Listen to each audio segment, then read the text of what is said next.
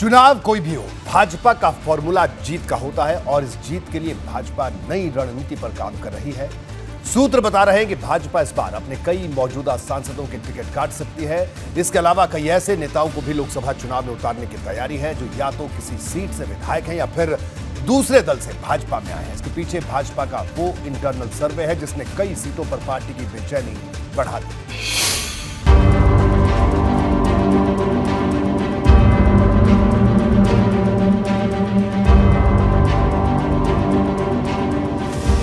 दो 2024 के लिए भाजपा का जोर अगर किसी राज्य पर सबसे ज्यादा है तो वो है उत्तर प्रदेश, क्योंकि हर बार की तरह इस बार भी यूपी की 80 सीटें दिल्ली के भविष्य का फैसला करेंगी। इन 80 सीटों को फतेह करने के लिए भाजपा ने नए प्लान पर काम शुरू कर दिया है। पार्टी ने लोकसभा चुनाव से करीब एक साल पहले ही एक सर्वे करवाया है। ये इंटरनेट सर्वे सांसदों के कामकाज की रिपोर्ट पर आधारित है। इस सर्वे की रिपोर्ट आने के बाद एक नई जानकारी भी सामने आई है। सूत्र बताते हैं कि भाजपा 18 से 20 सीटों पर अपने प्रत्याशी बदल सकती है। ये ऐसे सांसद हैं जिनकी रिपोर्ट ठीक नहीं पाई गई है। जिन सांसदों की उम्र 75 साल से ज्यादा हो चुकी है उन्हें भी बदला जा सकता है। कई ऐसे सांसद हैं, कुछ लोगों की उम्र 75 पार हो गई है, कुछ लोगों को परफॉर्मेंस के आधार पर इस बार बीजेपी बदल सकती है। यानी पार्टी ने अपना जो इंटरनल सर्वे कराया है उसकी रिपोर्ट के आधार पर तैयारी फिर है कि जो विधायक हैं उन्हें चुनाव मैदान में उतारा जाए, सरकार में जो मंत्री हैं उन्हें चुनाव मैदान में उतारा जाए। और इसके लिए बीजेपी ने अपने सांसदों का भी उनका क्या फीडबैक है, जनता के बीच उनकी लोकप्रियता क्या है, इसको लेकर भी सर्वे कराया है। चर्चा तो इस बात की भी है कि भाजपा इस बार यूपी सरकार के कुछ मंत्रियों को भी लोकसभा चुनाव में उम्मीदवार बना सकती है। हालांकि ऐसा पहली बार नहीं जब मंत्रियों को लोकसभा चुनाव में उम्मीदवार बनाया जाए। 2019 में जब लोकसभा चुनाव हुए थे तब भी यूपी के 5 मंत्रियों को उम्मीदवार बनाया गया था, जिनमें से 4 ने जीत हासिल की थी। अब किस सांसद का टिकट कटने वाला है ये तो भविष्य के गर्भ में है, लेकिन इसका इशारा कई जगहों से आ रहा है।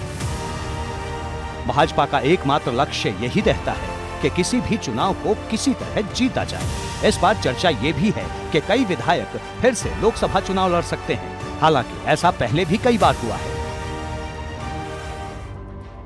2014 में भाजपा ने 10 विधायकों को लोकसभा चुनाव का टिकट दिया था। 2019 में भी भाजपा ने 8 विधायकों को लोकसभा चुनाव लड़वाया था। बड़ी बात यह है कि भाजपा का ये दांव बहुत हद तक सफल भी रहा है। यानी जो फॉर्मूला भाजपा पहले अपनाती आई है वो इस बार भी अपना सकती है। ये खबर सामने आते ही पार्टी के कई सांसदों की बेचैनी बढ़ गई है, क्योंकि कई ऐसी सीटें हैं जहां के सांसद का टिकट कटने की चर्चा अभी से शुरू हो गई है। चर्चा है कि कानपुर से सतीश महाना या दिनेश शर्मा को चुनाव लड़वाया जा सकता है। बरेली सीट से भी किसी मौजूदा विधायक को टिकट दिया जा सकता है। सहारनपुर सीट पर भी मौजूदा विधायक का नाम चर्चा में है, जबकि बिजनौर सीट पर संगठन का कोई पदाधिकारी चुनाव लड़ सकता है। इसी तरह मेरठ में भी किसी विधायक पर आला कमान भरोसा जता सकता है। वहीं गाजियाबाद से साहित्य जगत से जुड़े बड़े व्यक्ति को मैदान में उतारा जा सकता है। बाराबंकी सीट से पार्टी के प्रदेश महामंत्री प्रियंका रावत को टिकट देने की चर्चा है, जबकि देवरिया सीट से विधायक शलभ मणि त्रिपाठी का नाम आगे चल रहा है। इसी तरह धौरहरा से मंत्री जितिन प्रसाद फिर से सांसद का चुनाव लड़ सकते हैं, जबकि श्रावस्ती से जिला पंचायत अध्यक्ष दद्दन मिश्रा रेस में दिखाई दे रहे हैं। बहराइच सीट पर पूर्व राज्यसभा सांसद जुगल किशोर को लेकर चर्चा गर्म है। वहीं राकेश सचान को कानपुर देहात या फतेहपुर से टिकट देने की बात हो रही है। बांदा में भी किसी मंत्री या मौजूदा विधायक को उतारने की खबरें जोर पकड़ रही हैं। कुशीनगर से कांग्रेस छोड़कर आए आरपीएन सिंह को प्रत्याशी बनाया जा सकता है, जबकि भदोही में किसी विधायक को टिकट देने की खबर सामने आ रही है। मथुरा सीट पर श्रीकांत शर्मा को भाजपा प्रत्याशी बनाया जा सकता है, जबकि प्रयागराज से किसी मंत्री या फिर सिद्धार्थनाथ सिंह का नाम रेस में है। इसी तरह हाथरस से किसी मौजूदा विधायक को टिकट देने की चर्चा है, जबकि बदायूं सीट से पार्टी के ही किसी विधायक को लोकसभा चुनाव लड़वाया जा सकता है। जौनपुर में खेल मंत्री गिरीश यादव को पार्टी उम्मीदवार बना सकती है। हमीरपुर से किसी एमएलसी को चुनाव मैदान में उतारा जा सकता है और फूलपुर से भी किसी विधायक पर भरोसा जताया जा सकता है। यानी पूर्वांचल से लेकर पश्चिमी यूपी तक भाजपा बड़ी रणनीति के तहत लोकसभा चुनाव में उतरना चाहती है, क्योंकि 2019 में भाजपा गठबंधन का जो सफर 64 सीटों पर थम गया था उसे सभी 80 सीटों तक लेकर जाना है। एबीपी गंगा के लिए दिल्ली से अविनाश तिवारी के साथ ब्यूरो रिपोर्ट।